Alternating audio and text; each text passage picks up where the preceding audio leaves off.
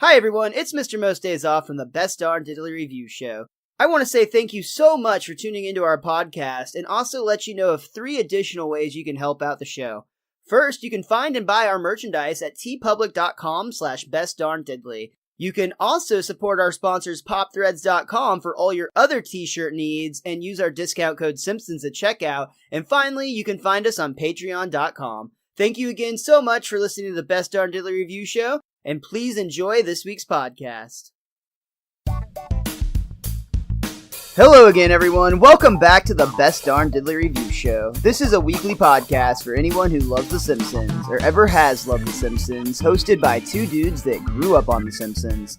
My name is Miles, better known as MrMostDaysOff, and I cannot believe it, but we are kicking off Season 7 today. We're changing showrunners. We've got a whole new list of 25 episodes to talk about, and we've got some great guests coming up along the way. Today, it's going to be the conclusion. We're finally going to find out who shot Mr. Burns.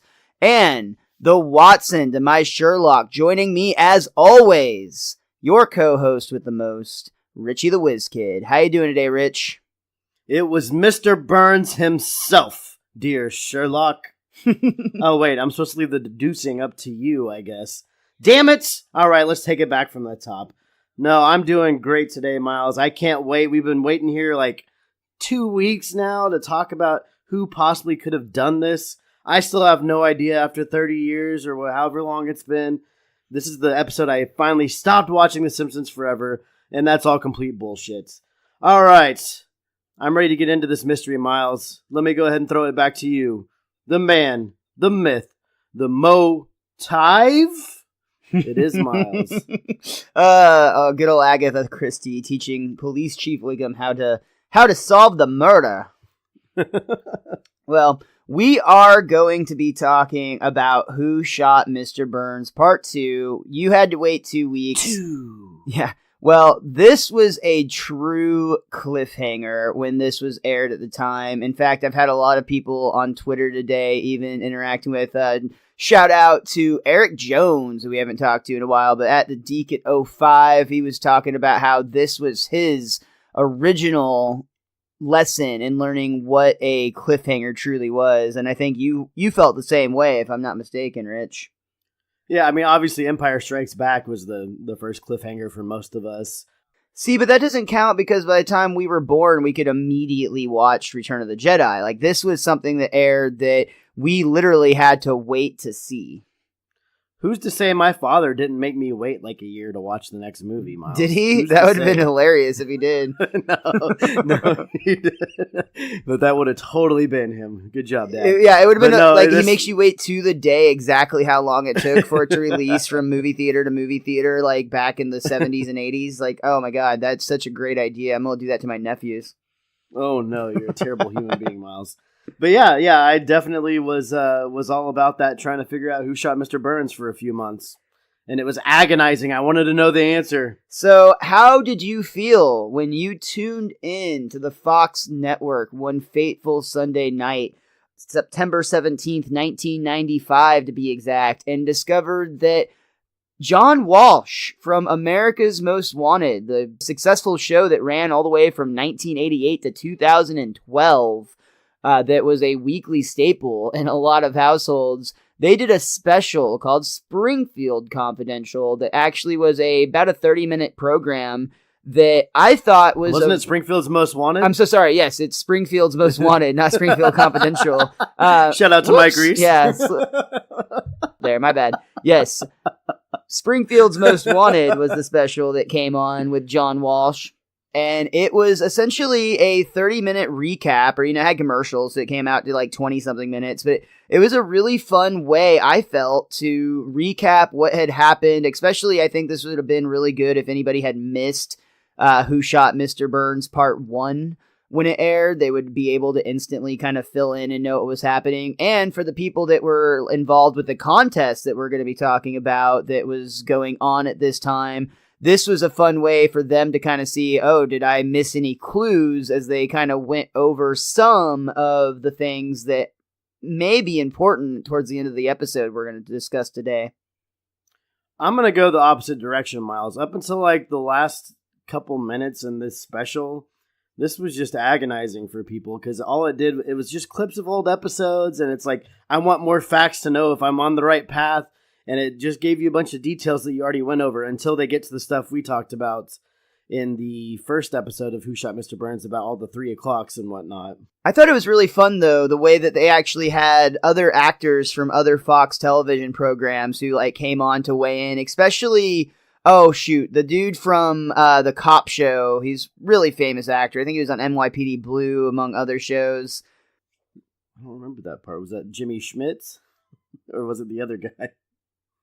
It was Dennis Franz who chimed in, and he had, I believe his suspect was Bart Simpson because he's such a little troublemaker. But they had several other people from other shows. They had like a celebrity psychologist or something who weighed in, and a lot of just kind of fun. I appreciated the way that they treated it like it was real life, and they went as far even to do the dramatic recreations, which were, of course, just animation from Who Shot Mr. Burns Part 1, but it was in black and white so that it looked like it was different somehow.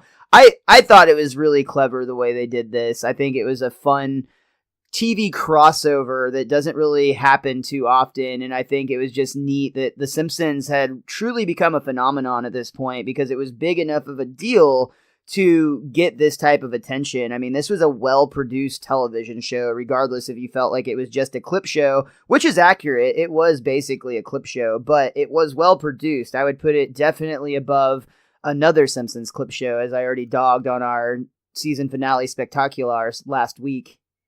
It's easy to talk about it in hindsight, but like when you're in the moment and you see this special, like towards the end of the summer, right before you're going to figure out who actually did it, it could be a little frustrating at times.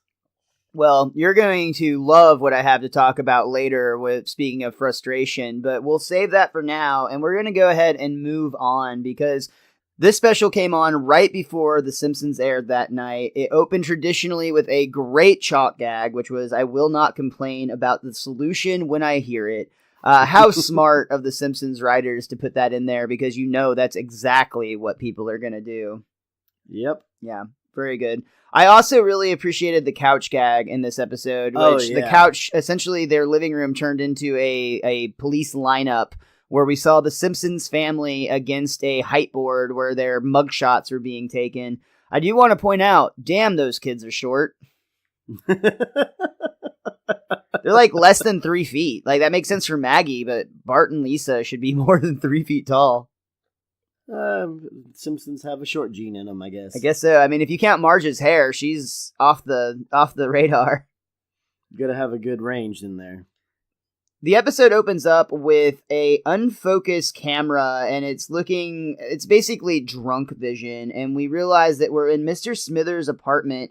He's waking up. He looks rough. He looks like he's been drinking, not taking care of himself. But after taking care of the disgusting ashtray-like taste in his mouth and actually coughing up a few cigarette butts, he hears singing coming from his bathroom, and he walks in to discover that Mr. Burns is taking a shower. Do-do-do-do-dee. Smithers, wait your turn. There's plenty of hot water for all. Sir, you weren't shot? It was all a dream. That's right. The year is 1965, and you and I are undercover detectives on the hot rod circuit.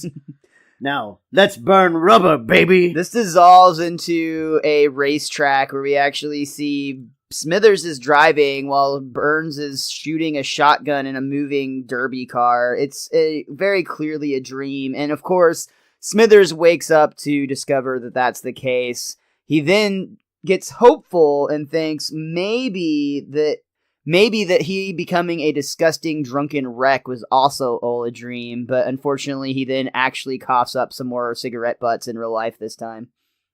And it pans out and his living room is still a complete disaster. Mess. Yeah. This whole sequence is a parody of the television show Dallas, which had a very famous incident where there was a dream sequence just like this, where I can't remember the character's name. I don't have it in front of me, but the woman wakes up and discovers this guy who had died in the previous season was in the shower and it had all been a dream. what had happened, and this actually angered a lot of fans and some writers apparently, but there was a season transition with Dallas where it was a whole new writing staff, and basically the new writing staff hated what the old writing staff had done in the previous season, so they made it so that the entire season was just a dream, negating everything that had been done for an entire year at this point. And a bunch of Dallas fans felt very agitated as they had basically wasted their time watching this story at that point, which I can see the argument from both sides for sure on that one. Well, yeah, that was a very famous incident about that all happening. It was just like one of those staples where you want to write somebody back on the show. So it was all a dream.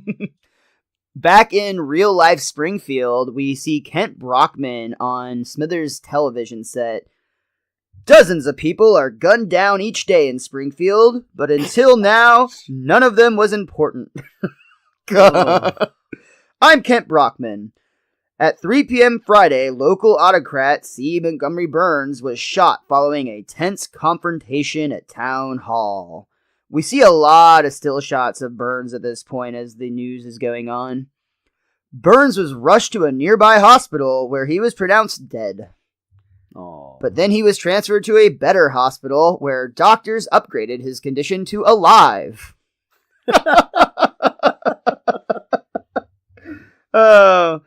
We actually cut to Police Chief Wiggum, who is on the camera eating ice cream. Right now, we are questioning 2 witnesses who are in the vicinity at the time. And we see that Lou is actually interrogating Maggie Simpson and Santa's little helper. How absurd is this, that a baby is being questioned by the police for murder, Richie? I mean, how often does somebody get it right on the first try, Miles? We gotta cut them a little slack here. Yeah, it just seems like it's just such an absurd sequence when you see Maggie with her pacifier, and I think Santa's little helper actually still has his cone of shame on from his injuries previous as well. Eddie, though, is like, it's no use. They ain't talking. Tight lips Maggie. Back at the Simpsons home, Lisa points out that, once again, we've heard this before, but she points out that everyone in town had motive to shoot Mr. Burns, even the Simpsons family themselves, really, if you think about it. She goes on to talk about everybody's disagreements or, rough times with Mr. Burns from the previous episode, though Bart calls her out that she might be forgetting one sister suspect. It was just getting to me. Because of Mr. Burns, they canceled my jazz program, and my friend Tito Puente got fired. But I can never shoot someone. Could so. Could not. Could so. Could not. Could so. Could not. Homer interrupts here, and this is such a great Homer line. Kids. As far as Daddy's concerned, you're both potential murderers. I like his line earlier when Lisa says, like, Dad, him not remembering your name causes you to go to berserk. And Homer screams, "Berserk is right! May I have some iced tea, please?" And he, jumps up on the chair. Yeah, he gets real crazy and then calmly asks for tea. This joke next is really silly, but I just love the way it ties around in a little bit. But basically, Marge is somewhat hopeful and actually points out that Smithers is already in custody.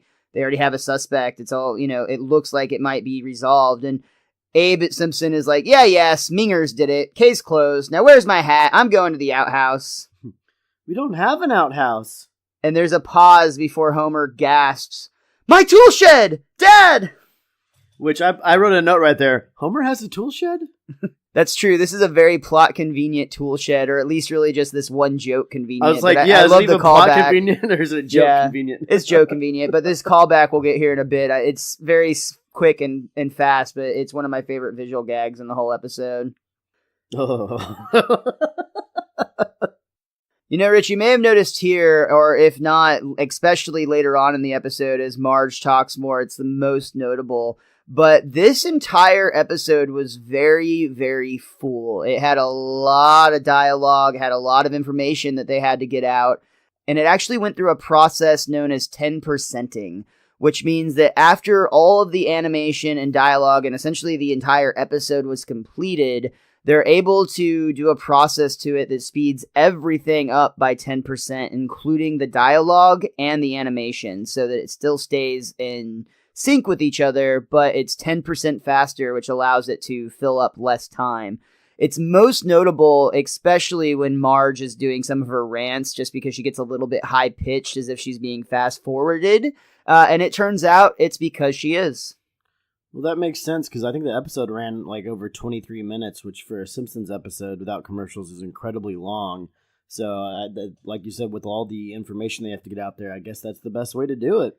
Well, I think in a lot of cases, they might choose to cut the opening credits with the chalk gag and the couch gag, but I think that they're so fitting for this episode that they wanted to keep them. Premiere. Like that's a great point. That's a great point. Yeah, being the first episode, you don't want to cut your credits short. It's this big episode that everyone's been waiting for. Like, they got to go through all the hoopla. Yeah, there's people trying to figure out if they won the contest, and about 1,000 people who guessed Waylon Smithers all thought they won. Spoiler alert. This whole episode was designed to look like it was Waylon Smithers, of course, but because he did do obvious. He's the red herring of this episode, and of course was not the person we find out who shot Mr. Burns. It was Jimbo, damn it. If only you had filled out that card right. For now, though, we cut back to Mr. Smithers, actually, who is dealing with the guilt because he even believes that he shot Mr. Burns at this time. He has a very drunken recollection of what happens. Really, he just remembers stumbling out of the courthouse and having an altercation. He does remember pulling the gun and firing it, but he really doesn't clearly remember shooting Mr. Burns at this point, but he's convinced himself that he has. He shot at a dark, shadowy figure outside the town hall. So, more than likely, it was Mr. Burns. Very much so. When we cut back to the Simpsons home, this is the payoff from that setup just a moment ago, but we actually see Homer is hosing out his tool shed, which I absolutely love. Disgusting, but funny. The water is what we actually follow to meet up with Moe leading a clan of vigilantes who are going to go take down Mr. Burns' sun-blocking machine. And Homer's in. He's ready to rock and roll. So we actually see a bunch of guys with their vehicles tied to the dome or the blocker. I don't really know, the dish. Whatever it is that's blocking the sun from the town. The really inconveniently created object to obstruct the view of the sun. Yeah, that's built up on top of a hill. It was the big dramatic part of the first episode, and they're taking care of it like in seconds. Quick. Yeah. And oddly enough, I mentioned the episode runs long. This is actually one of the sequences that if you don't remember it, it's because it does not play in syndication when this episode repeats as a rerun. It's one of the things that gets cut along with Colossus, the villain that we're going to see in a minute. Yeah. I honestly was one of the people that I was like, I for whatever reason, I do remember this dish sequence, but I did not remember Colossus at all. And that was, I felt a little less crazy whenever it was pointed out that he wasn't usually featured in syndication. I remember him, but it's also because he's the little side character in the guidebook for this episode. That makes sense. Yeah, so it's kind of companioned with you right along. Are you calling me evil? Because the men, which included Apu, Willie, Moe, Homer, who else am I missing? There were several people. Snake was there on his motorcycle. Krusty? Yeah, that was actually dope. Krusty was as well. They all successfully tear down this dome. Not dome, plate. Again, I don't know what to call it. It's like a giant satellite dish that doesn't broadcast. It just blocks. But it goes tumbling down the hill. It's a giant pizza cutter looking thing. Sure. It goes tumbling down the hill, and it actually lands and apparently crushes a town where we immediately hear screaming of, like, pain and disaster of, like, people that are clearly in trouble and have just had a giant thing fall on their city. What town did we just crush?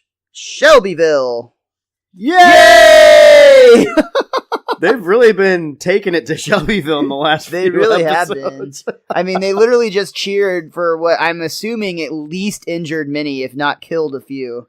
I mean, it is the town of the team whose football program they beat almost half the time. And what if it went through the zoo and released their tigers at the Shelbyville Roman numeral zoo? Roman Zoomeral? That's it. Ooh, I like that. Silly. So silly. We immediately cut back to Smithers again, where the guilt is driving him mad and he feels like he's got to confess. So he actually goes to a Catholic church and enters a confession booth. Admittedly, he tells the father, "I'm not Catholic. Well, I tried to march in the St. Patrick's Day parade, but anyways." So that right there is actually a joke about a very real issue that was happening in New York in the early 90s. Now, by the time this episode aired, it was resolved, but for a very long time, gay people, or it was the Irish gay and lesbian community, I believe. I forgot the lettering for their association, but it was essentially a group of Irish people who identified as homosexual who were denied the right to march in the New York City St. Patrick's Day parade for a very long time, and it wasn't until the early 90s until they were finally allowed to participate in the event. So this was a joke referencing that. Basic human rights, not that difficult of a thing to figure out when you think about it. It's simple, just do what you want to do, yeah. But anyway, I've got a rather large sin to confess. I'm the one who shot Mr. Burns. That's all I needed to hear. And we see Police Chief Wiggum poke his head through the confessional window. He was not the priest after all. Boy, this thing works great. That actually is a really smart idea, to be fair, if you're looking for confessions. I don't know exactly where the law is going to stand on that, but it seems like it's it worked well in this case. In Springfield, it's okay. For sure. We get Smithers' recount where he admits that his boss has gone mad and was actually going to battle with the school and actually taking advantage of people and not just, being a ruthless businessman. And taking candy from a baby. Yeah. Because it sounds like a laugh. But when Burns decided to steal sunlight, that's when the line was crossed and his everyday villainy had become cartoonish supervillainy. Bah! He was a rank amateur compared to Dr. Colossus. We see Colossus hit his super boots button that gives him elevator shoes, but he just rams his head into the top of his jail cell. Ow! Oh, when is my lawyer coming? And again, if, like me, you do not remember this joke, you're not alone. This was cut during reruns, but was a part of the original airing.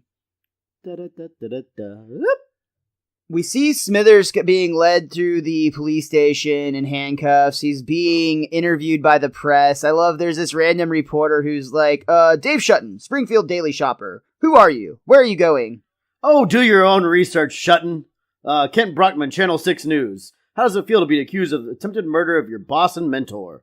Kent, I feel as low as Madonna when she found out she missed Tailhook.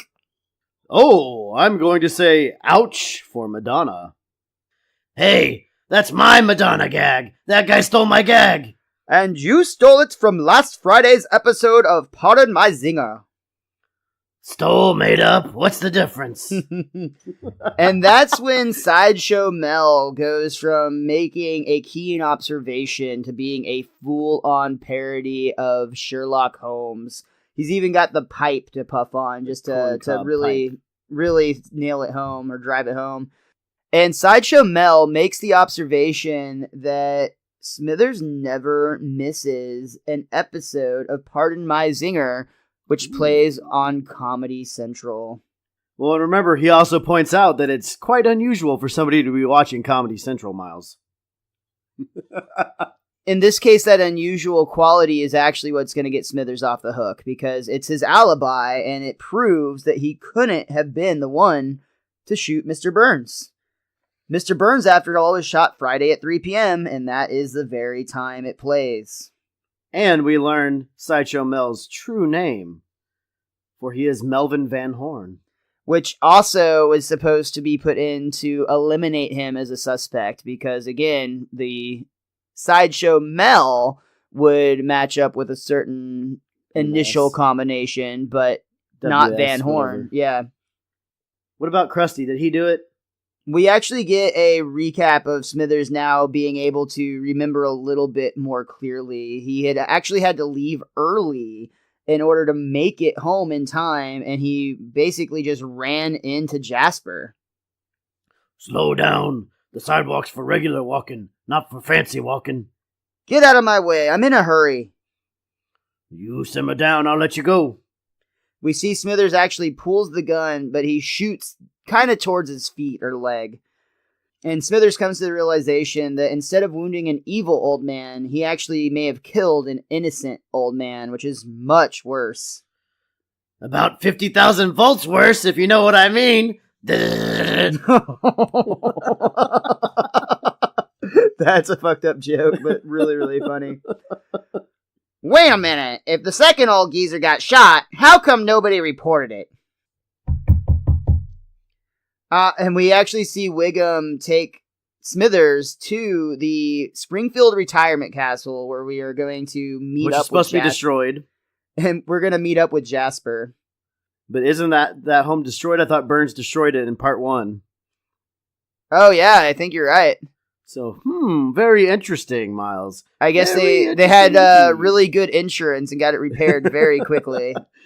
Or Jasper's on the side that didn't collapse. To be fair, completely. the script said that they're at the old folks' home. It does not specifically say they're at the Springfield retirement castle. So maybe there's another Jasper and one in Abe town. Have gotten into it so much that maybe Jasper had to move out of the whole place. Who knows? There we go. We just justified it.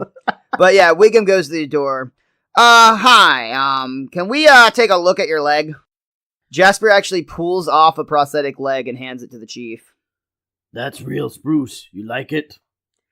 We see the bullet is actually still lodged in the wooden leg, which is pretty funny. And this actually completely clears up Smithers. Wiggum tells him he's free to go. You shot who in the what now? And one question. Do you know who shot Mr. Burns? Because we're really up the creek on this one. It doesn't hurt to ask. It's true. Hey, it is never a bad idea. You don't know with everybody. I think Jasper was there that night, so maybe he saw something. He was outside, so he could have seen it all. Yeah, absolutely. So at this point in the episode, we do actually come to the end of our first act. But before we take our break, couple things to talk about. This moment actually revealed what the most popular answer in the contest was by far. Almost everybody picked that Waylon Smithers was the person who shot Mr. Burns. And again, it was kind of set up in order for them to do that on purpose. Like that's what they were going for, but it worked well because the vast majority of guesses were Waylon Smithers, and there were a decent amount of clues that kind of went along with him being the culprit. But if you were a very, very smart viewer, you could find some information that would have excluded him, the big one being the pardon my zinger that we talked about. Now, something to note about this episode, too, is everything was under very tight wraps. The only people that knew who shot Mr. Burns were the people that needed to know, to the point that there was actually only one person at all in the animation department that had the knowledge of who shot Mr. Burns. David Merkin made sure to make multiple endings and actually have them all go through animation. He wanted to make sure that it was a secret and that nobody really knew the real outcome. So some of the animators knew that there were suspects because there was only like 6 or 7 people that were drawn. Or apparently there was a cell for a lot of people with just the single cell. But some of the culprits are actually made out to have full on like footage that showed them, scenes. Some of those we're actually going to see in the 138th Simpsons Spectacular show, which will be coming up this season. They reuse them for that episode.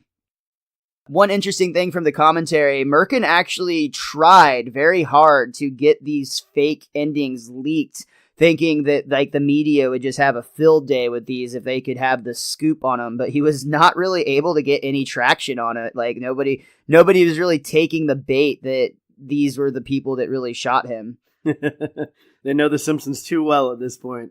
And Merkin. Yeah, that was just the case. I think a lot of it too. Did you say case, Miles?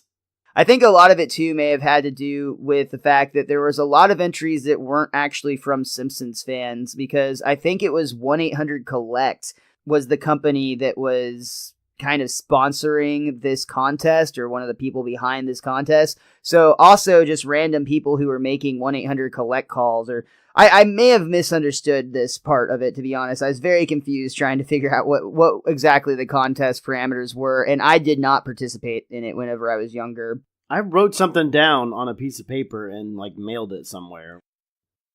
So at this point, though, the people that had been watching and waiting for months, most of which had guessed Waylon Smithers, just found out that they were wrong. And that brings us to the end of our first act. We're going to go ahead and take a real quick break, but we'll be right back for Act 2 of Who Shot Mr. Burns, Part 2. And now it's time for our favorite part of the show. What's that say? Ads and sponsorship. Ugh, this is gonna be a real nightmare. Okay, what do you got for me? Patreon.com? What the hell is that? And they just give us money for it? Oh, if only we had that around in the 70s. Make sure you ask your mommies and daddies to send money to Best Darn Diddly at patreon.com. So they can drive a dump truck full of money up to our houses. Uh-oh. I said the loud part quiet and the quiet part loud. Hey everybody, this is Lubes! What? Who? What? Kinda get caught up in the moment, you know what I mean? Jesus Christ. Alright, I'm sorry, man. Take 2. Hey everybody, this is Goose! And I'm Ripkin! And I'm Jenny Bean. And you can follow us on Twitter at the Whoa, No dude. more. Shit, son of a Right. bitch! You pulled the Goose there. God damn. Yeah. Alright, sorry, man. Take 3. Hey everybody, this is Goose! And I'm Ripkin! And I'm Jelly Bean. Oh, man. God, now I want son jelly of a beans. bitch, now I want jelly Jelly I beans. want jelly beans. beans too, besides Okay. the disgusting kind. We seriously, we got I'm this. just gonna eat some of these jelly beans. No. Nom noms. Fuck, those are good. Okay, take 5, guys. Hey everybody, this is Goose! And I'm Ripkin! And I'm Jenny Bean. And we are the Derailers! And you can find us on Twitter at the Derailers, or you can find us on iTunes, Buzzsprout, and YouTube. Make sure to leave a comment, subscribe, give us a thumbs up, smash the bell, do whatever you gotta do to keep this train on a track, because you know we won't, folks. We also happen to be on Instagram. Oh, yeah, that's right. We're on Instagram at WrestleNerds. You can follow me at Little Sock Puppets. You can follow Ripkin at... Ripkin WN. But more importantly, listen on iTunes, Buzzsprout, and YouTube. Derailers! We come back from our break with Kent Brockman announcing that the prime suspect was cleared and found completely innocent. Who else could possibly be as bloodthirsty as Waylon Smithers? And this is, of course, a little poke at the audience themselves, who most of whom, like I said, had suspected it was Mr. Smithers all along. Marge actually declares, I guess it's never the most likely suspect. Actually, Mom, in 95% of cases, it is. The rest of the time, it's usually some deranged lunatic who did it for no reason. And everybody looks right at Homer. Hey! I had a damn good reason. He could never remember my name. And we get a flashback to when Homer, lost it and attacked Burns in his office just because he could not remember his name. When we get back to the present, Lisa's like, I don't think anyone in this family is capable of attempted murder, even though we just saw Homer clearly choking the shit out of Burns.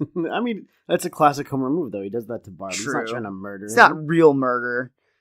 Why, you big... I love Abe's response, though. You never know what you're capable of. I never thought I could shoot down a German plane, but last year, I proved myself wrong. I think that might be my favorite joke in this episode. I don't know why it caught me out of nowhere because I had forgotten about it, but you just think you're about to get a World War II story, and it's like, nope, this was last year. And I want to add that I was very happy with the first act of this episode when it aired because of all the weight and all the talk about how most people thought it was Smithers.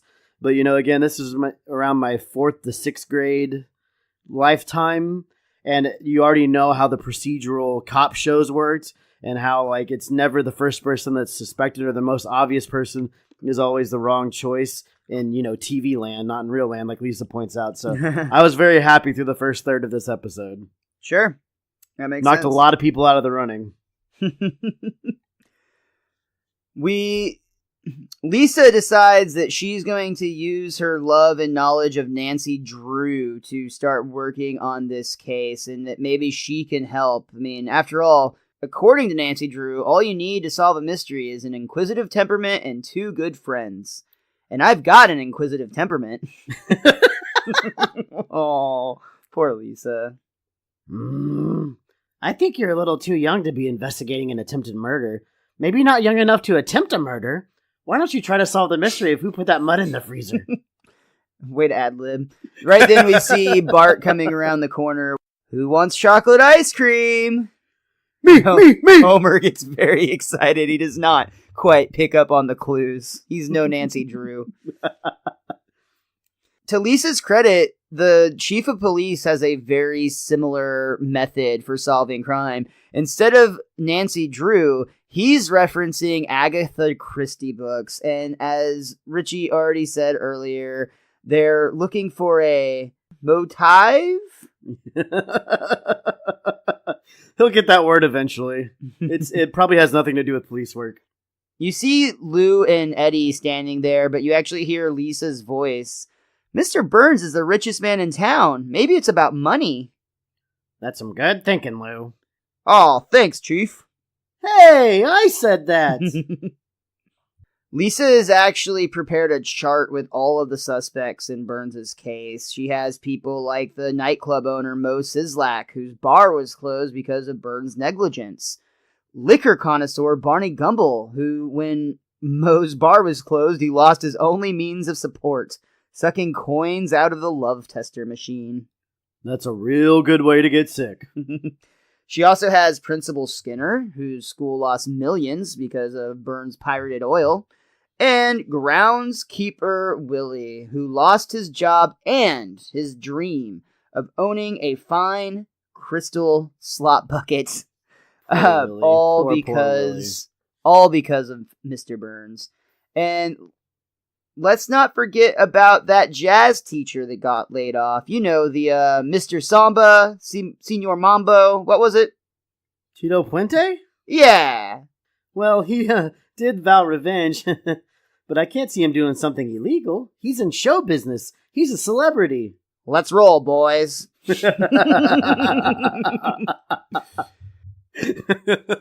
And this turns into a great bit here, too, where the cops pull up on the Cuban nightclub where we actually see Tito and his band. Revenge? Of course, but why wound his body with bullets when I could set his soul afire with a slanderous mambo? Listen, if you will, to my revenge. Uno, dos, tres! We actually get the full band playing with Tito on the drums and a Cuban man taking the microphone. Wounds won't last long, but an insulting song Burns will always carry with him. So I'll settle my score on the hot salsa floor with this vengeful Latin rhythm. Burns, do-do-do-do-do, con un corazón de perro. Señor Burns, do-do-do-do-do, el diablo con dinero. Do-do-do-do-do. It may not surprise you, but all of us despise you. Please die and fry in hell, you rotten, rich, old wretch. Adios, viejo. Do-do-do-do-do-do. Yeah, okay, I believe you're innocent. Gee. I hope all our suspects are this much fun. Miles, this gives me a whole bunch of ideas for real life. So, fun fact from the commentary about this sequence. We had mentioned in our last review of part 1 of Who Shot Mr. Burns that both Matt Groening and David Merkin were fans of Tito Puente, but Bill Oakley and Josh Weinstein, not so much. In fact, when they wrote this song, they thought that Tito would sing it, not realizing that he was a drummer. But it all worked out. They arranged for his band to do it, and it was actually Tito who, in his band, who did the closing credits in that mambo style that we're going to hear at the end of the episode. So everything was smoothed over and worked out. It was just a funny misunderstanding with these two younger writers entering, a couple of older guys' workspace, so to speak. And learning who people are. To be fair, I don't think there was Google at the time, so it would have been slightly more difficult to learn about him. I only pretended like I knew who Tito Puente was because Lisa explained who he was in the first episode. I just Googled him. I meant when the episode aired. Sure. I had no idea who he was when the episode aired. I assumed he was some sort of musician. Exactly. We start interrogating some of the other suspects. First up, we see Skinner, who admits that he did go to the town meeting with the intention of ambushing Mr. Burns. But when he rushed to the laboratory to apply his camouflage makeup, he realized he accidentally grabbed his mother's makeup bag. We see Skinner is in full, he's got shadow and lipstick. He got really far before realizing his mistake. And, of course, who else but Super Nintendo Chalmers walks in the door. Oh, excuse me, ma'am. Superintendent Chalmers! Oh, my God. Bang! Yeah, we hear the game shot. We hear the shot from the gun outside. Which, if this story is true, that does in fact prove Skinner's innocent. When Wiggum asks where Chalmers is and if he can vouch for his whereabouts, Skinner's like, oh yes, but anything else he tells you is a filthy lie. What happened, Miles? What happened? Ooh, this got weird. Yeah. We also see Willie's being interrogated by Eddie, actually. I'm telling ye, I couldn't have shot Burns. He uncrosses and recrosses his legs. Of course, he's wearing a kilt, so everyone groans. Well, if Eddie cocks a pistol, too, Adam. This is your last warning about that. It's impossible for me to fire a pistol. If you check the medical records, you'll see I have a crippling arthritis in me index fingers. Look at him! I got it from Space Invaders in 1977. Oh, yeah. Yeah, that was a pretty addictive video game. Video game? This whole sequence, of course, is a parody of the movie Basic Instinct, where Sharon Stone famously has this interview sequence where she keeps revealing her private parts during an interrogation. I never watched that as a small child by myself. Oh, really? Because I did. I think everybody did. I never saw the sequel. I heard it was awful. It came out 20 years after the fact, so it was kind of weird. I guess it's a cool idea if you saw it the first time around. I don't know. Either way, we move on to our next suspect, which is Mo Sislak, who's actually attached to a lie detector test. He's being interrogated pretty hard by Eddie. Did you hold a grudge against Montgomery Burns? No. Wrong. All right, maybe I did, but I didn't shoot him. Ding. Checks out. Okay, sir, you're free to go. Good, because I got a hot date tonight. Buzz. A date. Buzz. Dinner with friends. Buzz. Dinner alone. Buzz. Watching TV alone. Buzz. All right, I'm going to sit at home and ogle the ladies in the Victoria's Secrets catalog. Buzz. Sears catalog. Ding. Now, would you unhook me already, please? I don't deserve this kind of shabby treatment. Buzz. I remember this scene very fondly from when I was a child. I think that might be my favorite moment in the whole episode. It's really good. Matt Groening actually hushed everybody on the commentary during this scene just so that they could actually watch it, because a lot of times they talk over some of the funnier bits. I'm glad that I've been learning over the last few weeks that Matt and I have similar tastes in Simpsons. I like that. So, at the Simpsons house, Marge has made a pretty significant discovery. She found the cigar box that they placed Grandpa's Smith & Wesson in in the previous episode, but the box was empty. Oh, I thought you were talking about how she found out that Grandpa's using orange juice and whatever the hell he's eating in that bowl. Yeah, that was weird. I was trying to figure out what the hell Grandpa was making. It was like cereal and orange juice. You're absolutely right. But Marge is less concerned with that and more concerned with if Abe knows anything or if he's seen the gun. You accuse me of everything around here. Who put slippers in the dishwasher? Who threw a cane at the TV? Who fell into the china hutch? I was just asking if you'd seen it. There's no need to be a prickly pear. Abe pulls the gun out from his shirt. Oh, you're the bee's knees, baby. I missed you bad. Are you talking to me, Grandpa? Yes? You.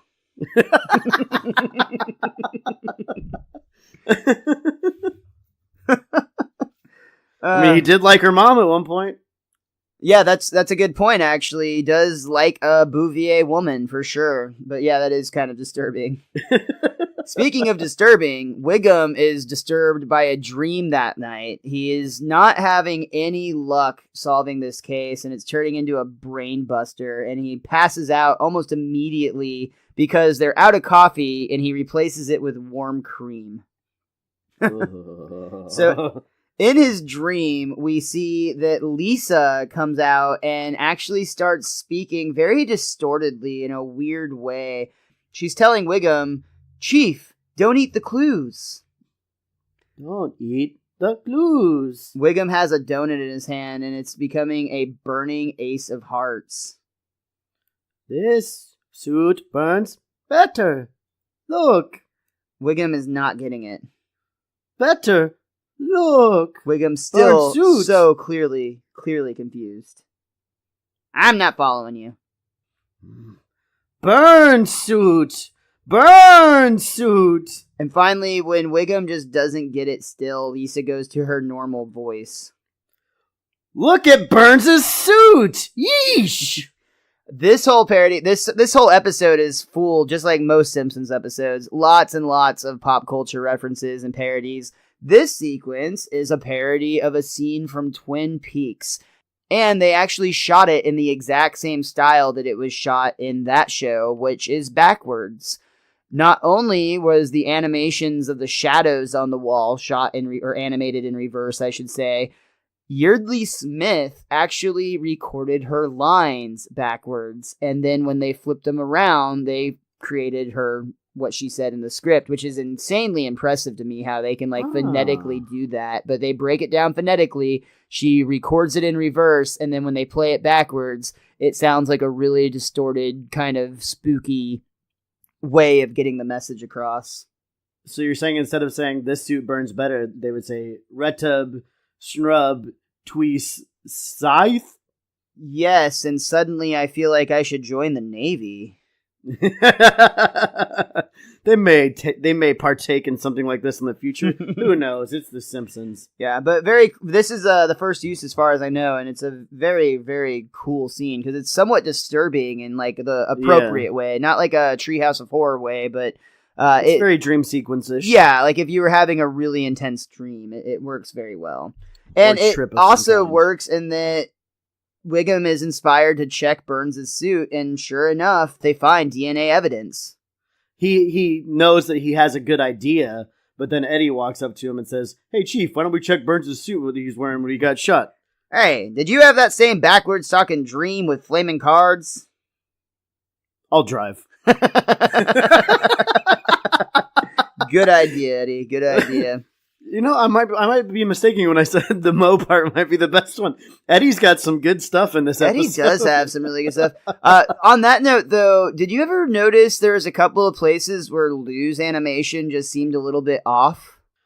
There was a couple things that bothered me about Lou in this episode that we'll get into towards the end, but I didn't notice anything about the actual animation this time. But it seems like Eddie and Lou have a lot of instances where things aren't always quite right through the first 6 seasons. Maybe that they're still just in that category of the side characters that haven't 100% been hammered out. Because, I mean, we compared the show to, season 30, where they have decades of of, history, whereas really we're still in the early days of The Simpsons at this point to some extent. Correct, sir. You are correct, sir. But he'll drive. The police take the DNA evidence, which is an eyelash, to a DNA guy, is how he's listed in the script. He's a doctor of some sort, a DNA analyst. And he tells them that it's going to take 8 to 10 weeks to get results. Wiggum hands a carton of cigarettes over.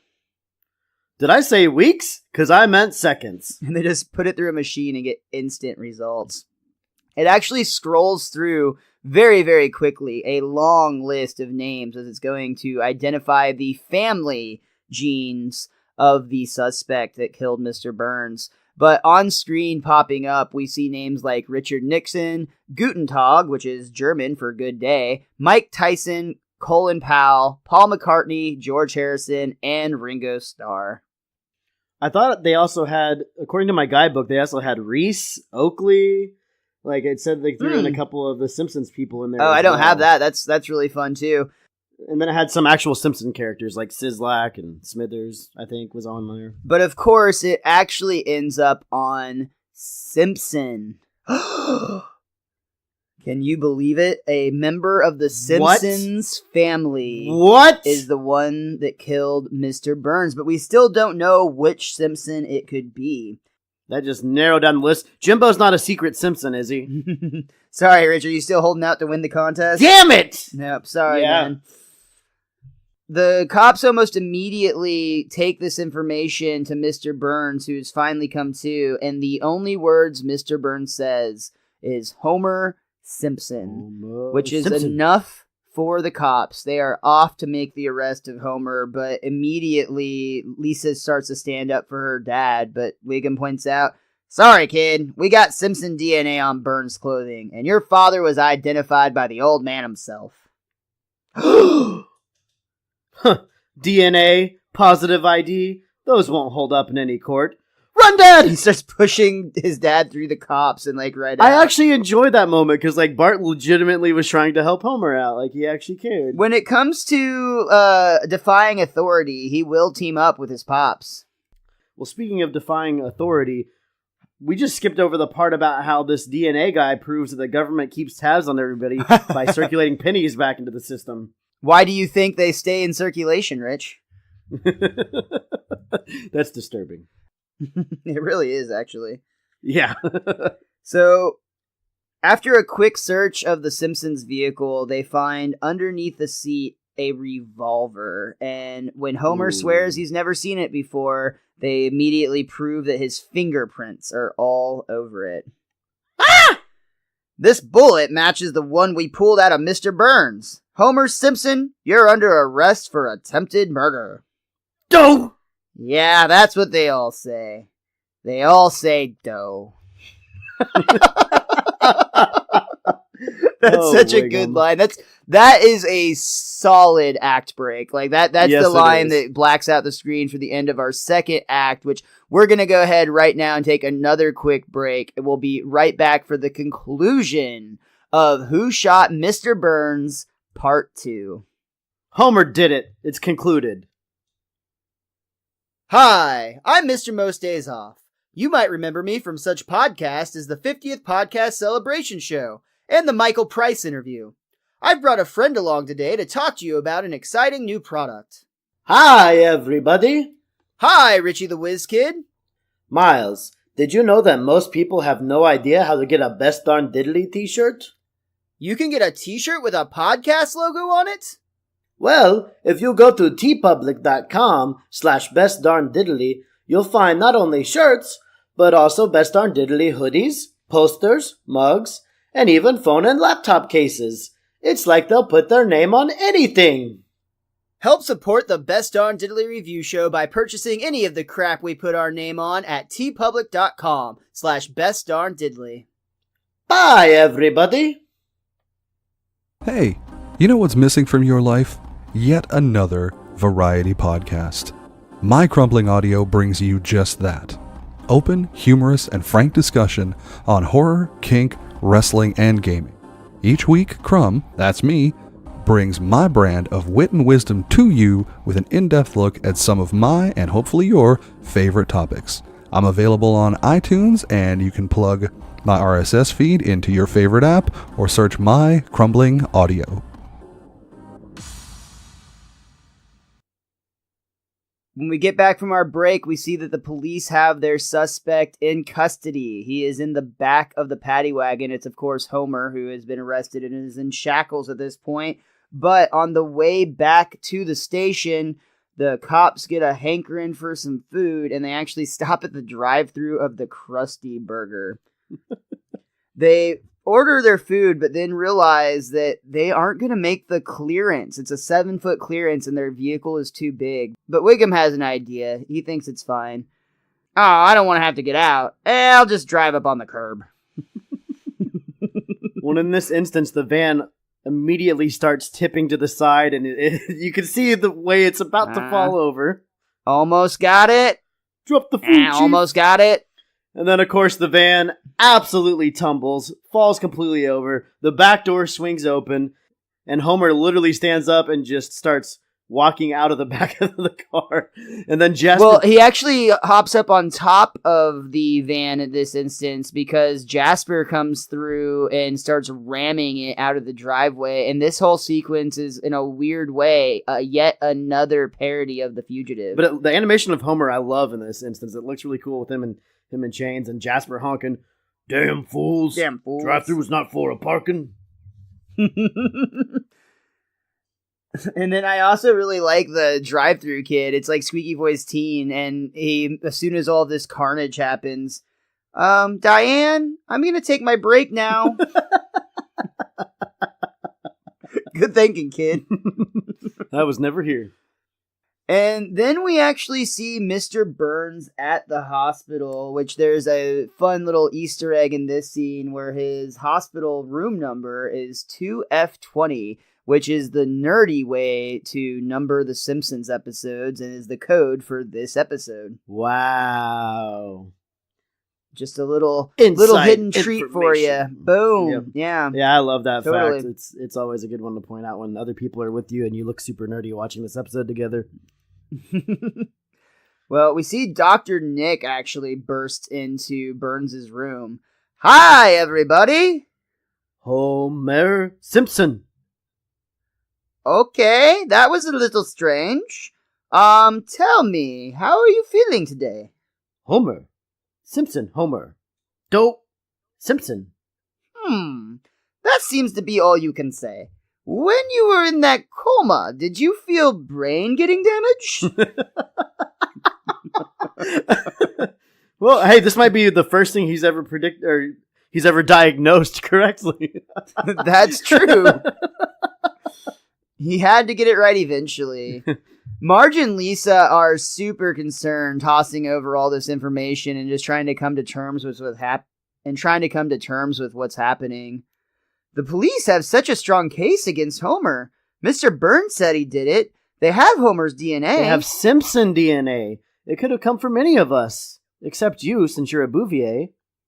No. When I took your father's name, I took everything that came with it, including DNA. Okay, Mom. I love how defeated Lisa, like, you can see the scientist in her is just so agitated. So great. Lisa's overall point was that this evidence isn't exactly concrete as it seems. I mean, those fingerprints could have gotten on the gun in another way. And we get a flashback to a time where Lisa and Homer were riding in the car together. Homer was, of course, driving, but he was also holding 2 ice cream cones. Are you sure you don't want me to hold one of your ice cream cones? We see Homer's actually driving with his knees, trying to keep his balance of these cones. Pfft, yeah, right. You chose fruit. You live with fruit. Good man, Homer. And then a scoop of ice cream falls to the floor of the car. Dough! As Homer's reaching under the seat, we see him touch a lot of things, like a piping hot bread 8-track. No. A pineapple air freshener. No. A gun. No. A lollipop. You! Why is this on the floor? And he actually grabs it and puts it into his pocket. Which the commentary points out, Homer's never had a pocket there before. Nope. And it disappears as soon as he puts the lollipop there. Yeah, but it's a magic lollipop pocket. Well, this is Lisa's recollection of what happened, so could be skewed slightly. True. Lisa also does point out that they don't know whose gun that even was. It could have been planted to frame Dad for all they know. No, we can't start thinking that way about our own family members. Suspicion could tear us apart. That's right. We've all got to stick together if we're going to have any hope of bringing that awful Homer to justice. Abe really wants to move in on Homer's territory all of a sudden. Damn, he is on it for sure. We see Police Chief Wiggum is giving a press conference about this fugitive, and he actually holds up a picture of Homer who's all beat up in a t-shirt that says Haig in 88, which, doing a Google search of Alexander Haig will most likely bring up in its first search hit a picture of Homer in a Haig in 88 shirt. To be fair, he was actually the Secretary of State under President Ronald Reagan, and he had a long career. Haig, of course, was a Republican since he worked for Ronald Reagan, and he had a very long career. He lived all the way until February of 2010. Hey, it's pretty cool when you're immortalized in a Simpsons way, so... Yeah, I just think it's funny that it's like one of the top hits for it, but it is. You're absolutely right. It's still absolutely great, and I mean that's like a dream of ours. Like I'd be fine if I had like an embarrassing picture as like in The Simpsons as my top choice, but it's equally funny that Homer, while wearing this Haig 88 shirt, clearly was in some sort of scuffle because he's got like a black eye in the picture, and he's very clearly beat up. Looks almost the same age as he does now, even though it's not 88 any longer. Here's a photo of the fugitive from our files. And now, Waylon Smithers, who's been a real good sport about the wrongful arrest thing, woo, has a statement that he'd like to make. Waylon? Thank you. As Montgomery Burns' closest friend, I am certain there's nothing he would want more than swift, brutal revenge against Homer Simpson. Therefore, I am offering a $50,000 reward for his capture. Dead or alive. And immediately the entire town scuffles off with a clear intent to find his $50,000 man. Oh, wow, me first! The man with the gun wants to go first. We then see Homer, who is on the run, actually pays a visit to Mr. Burns' hospital room. Homer Simpson? So you finally learned my name, eh? Homer Simpson. He's shaking his head no. Homer Simpson. I've got no time for your demented parlor games. You won't be telling anyone else that Homer Simpson shot you. And he actually reaches out to strangle Burns. Ooh. He's finally snapped, Miles. Lisa is still on the case trying to pardon her father. She goes to the scene of the crime and is looking for anything that she could look for. A pigeon actually lands nearby and starts to point using his beak. Clue! Clue! That's it! Oh, Mr. Pigeon, I'd kiss you if you weren't swimming with disease. Lisa starts to imagine Mr. Burns's being shot in her mind. She's replaying the incident in her head, and she actually this time notices that as he collapses, his hands point towards the west and the south on the compass, but as she just now realized for the first time, when looking from his perspective, it's not a W and an S, it's an M and an S. So the DNA was right. It must have been... Oh, Dad! And just then, on the cop radio, attention all units, Homer Simpson has been sighted. Proceed at once to Marvin Monroe Memorial Hospital. So is this the first instance where we actually have that nod that Marvin Monroe is now dead? I was going to point out the same thing. I think this is literally the only clue you get before episode 138 that Marvin Monroe has died. I don't think it's ever mentioned other than this. I might be mistaken. Please correct us if we're wrong at Best Darn Diddley on Twitter and Instagram or Facebook, and let us know if we're missing something. But I believe this is the only time we hear of Marvin Monroe's passing. I don't think I ever caught that before subtle. this viewing of this episode either, because I knew that was the season where they do that bit in the clip show, but I don't remember them ever mentioning anything before this moment. Yeah. It was really quick and brief too. This has set off the entire town trying to get a piece of Homer, and Apu even yells out, "Be careful when we capture him. We can't claim the reward unless we have a 51% of the carcass." And this is I said I had an issue with Lou earlier because it showed Lou getting on a motorcycle before and speeding past Lisa when she's getting on her bike. Yet Lisa will beat him to the hospital. I do not understand this. Maybe Lisa has teleportation powers. That I was gonna say, maybe we just discovered Lisa's secret powers and she can teleport places. Or freeze time. Maybe it's one of those two. We'll have to be on the lookout for signs of this, though. I'm glad you talked about that because I might have something to say about another Simpsons family member at the end of the episode. Homer? Sure. For now, though, you were absolutely right. Lisa actually beats the crowd, including Lou, who is on a motorcycle, and this angry mob who are out they don't really care. They just want the money, dead or alive. Lisa stops them just in the nick of time.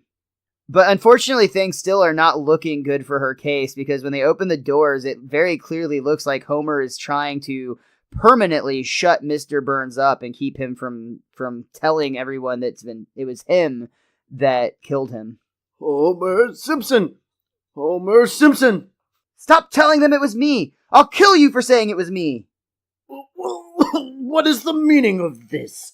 Smithers, who is this beast that's shaking me? Go! And he just outright loses it, because of course, not in his comatose state, Burns once again doesn't recognize Homer, and Homer is pissed. He actually grabs the gun and points it at Burns' head, saying, "Say it! Say I never shot you before." Shot? By you? I'm afraid not, my primitive friend. Your kind has neither the cranial capacity nor the opposable digits to operate a firearm. The one who shot me was...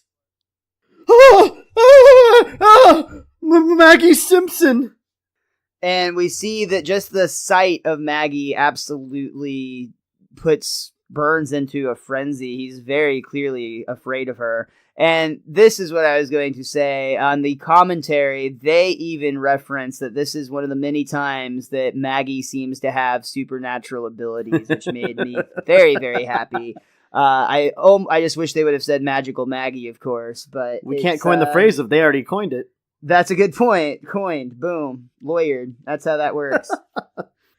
I wanted to say real quick, I brought it up in part 1, where they had the scene in the office where Homer was strangling Burns, and he was trying to yell at him to get him to say his name, and Burns just kept saying while he's being choked, "What are you babbling on about? What's that mean? I don't know these words." And I brought it up that I thought it was kind of a mirror image to this moment where Homer's strangling him, and the only thing he can say for a few moments is, "Homer Simpson." And it's funny that Homer's mad at him for opposite reasons in both episodes. And I feel like that had to be slightly intentional, even though the one in this episode is very, very brief. But I brought it up in the last one. I wanted to tie it back together. That's great. Yeah.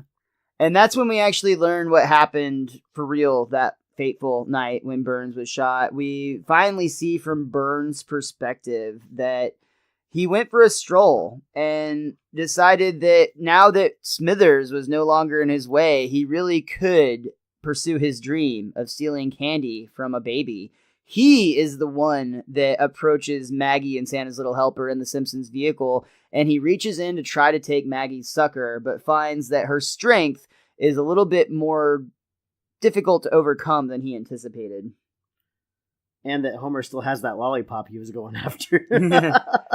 We get a repeat of the same dialogue that we've heard many times that we thought was referring to the gun, but we're now learning about it was all about the candy all along.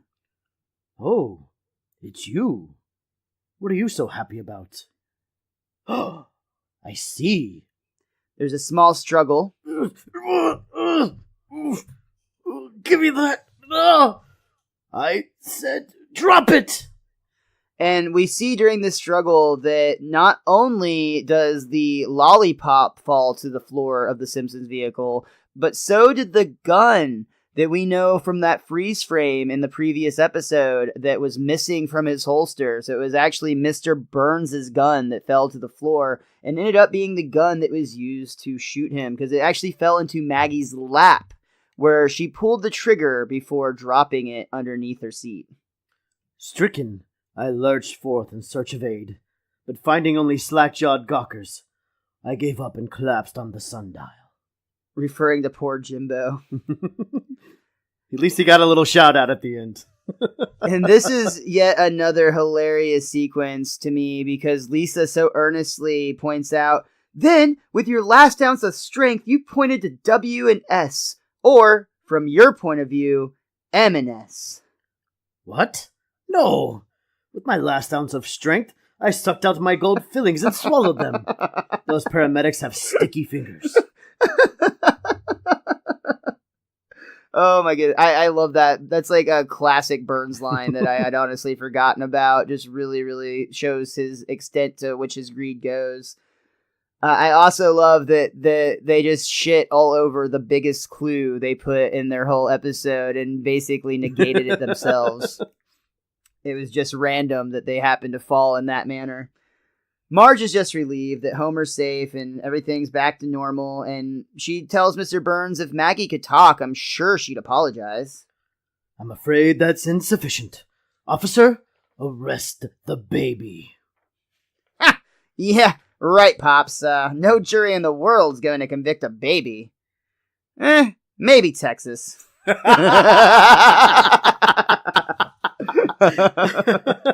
It's funny because it's true. Yeah. So we actually end the episode with Marge explaining that Maggie, of course, didn't mean any harm, but as we zoom in on Maggie, we see that as she's sucking her pacifier, it's actually making bullet sounds, and her eyes are shifting back and forth as if to say maybe there was some intent behind it. And this actually all stemmed from a disagreement with Bill Oakley and Josh Weinstein against David Merkin, because Bill Oakley and Josh Weinstein from the beginning wanted the person who shot Mr. Burns to be Barney Gumble. They thought that it would be fine to put him in jail for a while, and that would actually not like throw off the show, but it would be a different change of pace to play with.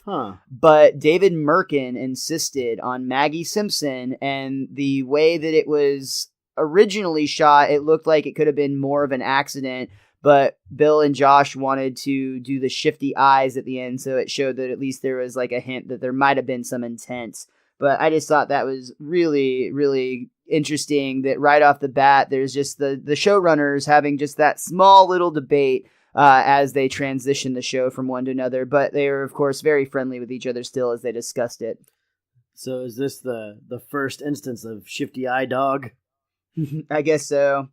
And on those shifty eyes, that does bring us to the end of our third act and to the end of the episode, Who Shot Mr. Burns Part 2. Over the closing credits, we get that great salsa style of music or mambo style of music played by Tito Puente and his band. Really fun little jazzy or again, salsa-y number to bring us to our close. And on that note, Rich, is there anything that you or that book of yours want to point out about this episode before we call it a day? The only other thing, because you talked extensively about all the clues and all the backstory with everything, my book, The Simpsons, A Complete Guide to Our Favorite Family, does point out that there was an El Barto signing on the police station steps, which I guess I missed this time. So I missed that as well. That's super exciting. So thank you for that book. I guess after trying to help Homer get out, Bart must have ran over there and spray painted real quick or done it well before. Yeah, it could just be lingering from before. There you go. It's still from the first instance. Me personally, as a Simpsons fan, as somebody who was very much caught up in everything. Someone who entered this contest. Yeah, so what I'm about to say may just be because I'm still sour after all these years. But I honestly felt like the fact that it was Maggie was kind of a cop-out. Like, I think everyone kind of had that feeling of tension where there was going to be some kind of drastic change or ramifications from somebody shooting Mr. Burns. And it just kind of nicely wrapped itself up at the end. And I feel like once they went down the path where it was Simpson DNA, there really wasn't any other choice they could do. But just like, I wanted it to be somebody that like was actually trying to do it and had motive. And like they essentially threw out the entire process of having a motive in the whole case with it being Maggie. I actually remember feeling that way the first time I watched this episode as well, but I am going to refer us both to the chalkboard gag of this episode. Yes, yeah. It warned you right from the beginning. And I remember reading that chalkboard gag and feeling that way the first time I watched the episode, where I kind of had that uh-oh moment. And then I was like, oh, the Simpsons are so clever. It's Jimbo. That honestly, I felt like that was a solid guess, and it was not going with the flow of everyone else. You had kind of a creative idea there of different motive, and I thought that was cool. Thank you, Miles. And that actually brings us back to the contest that we haven't talked a whole lot about. We've talked a little about it, but we mentioned on the last episode that there was actually one person who immediately after the episode aired, he had gotten it right. He had nailed all the clues. He had somehow pieced it all together. That person, though, did not actually enter the contest via the posted rules, which already started to irritate David Merkin. He was very frustrated with the process of the people who ran this contest, and it just got worse from there. They really wanted to give this person who got it correct a prize of some sort, even if it couldn't be the contest prize. But again, they just never were able to get a hold of the guy.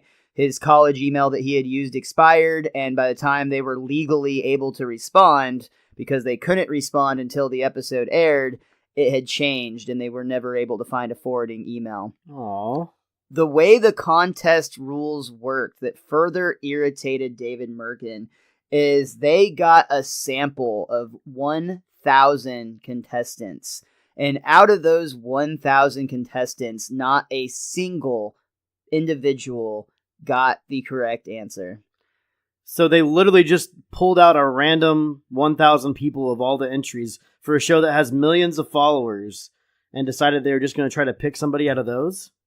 Well, that's how the contest rules were stated. And while Merkin fought this tooth and nail, he said he wanted to give this to a fan who actually got the clues correct. He said, give me a sample of another 1,000. The contest people refused. They said that he had to pick a winner from the chosen selection. It ended up being an older woman who was not named on the commentary, but they just referred to her as an old lady who had entered the contest. And the prize originally was going to actually be to be drawn into the show as an extra character on the program.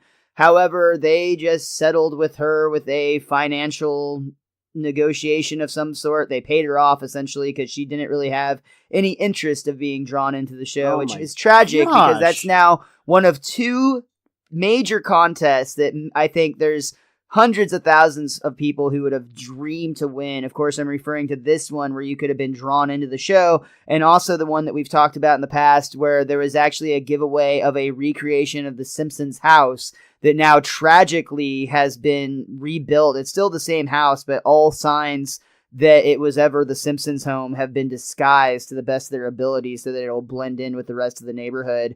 That prize was also let go for a cash option.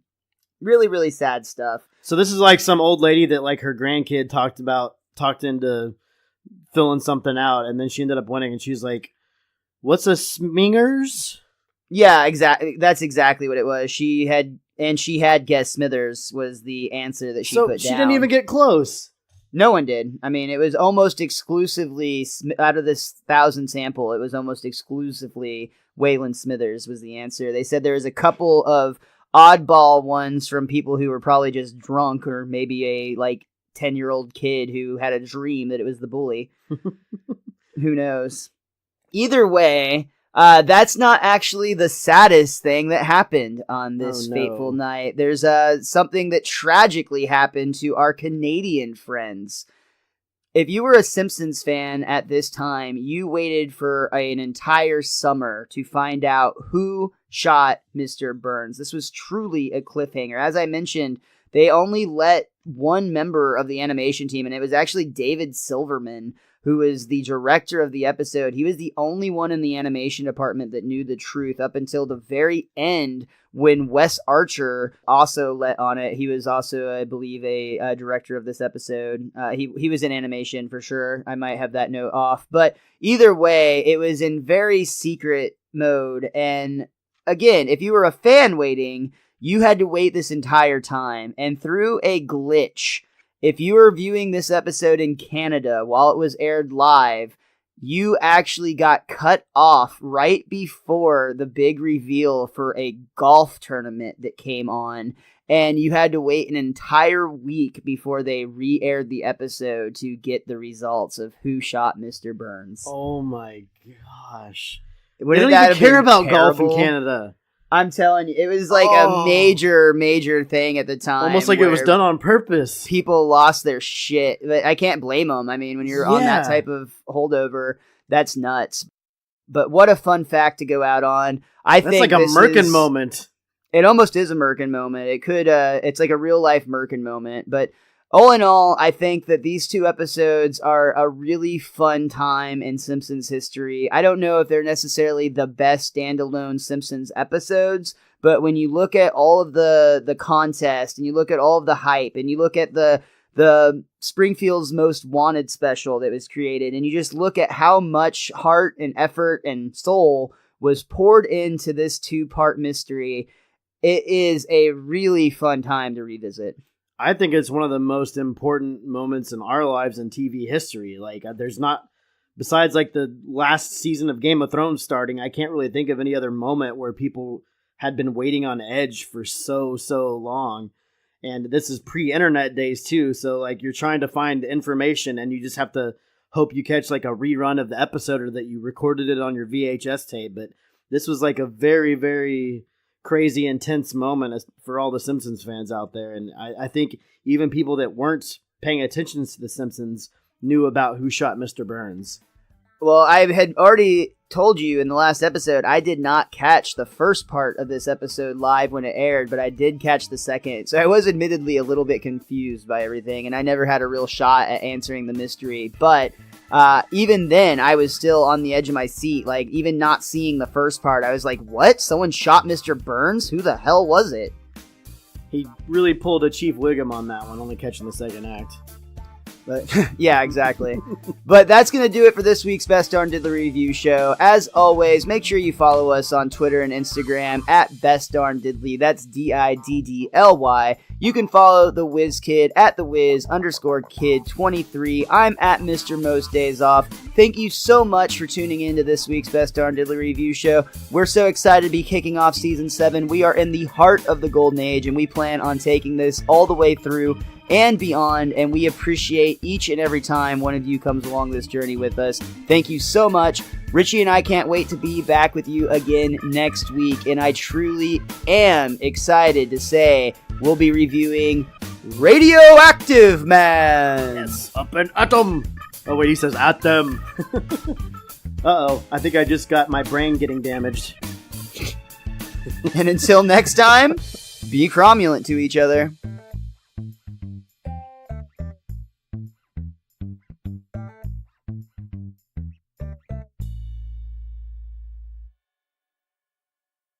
Every year, new TV shows get canceled.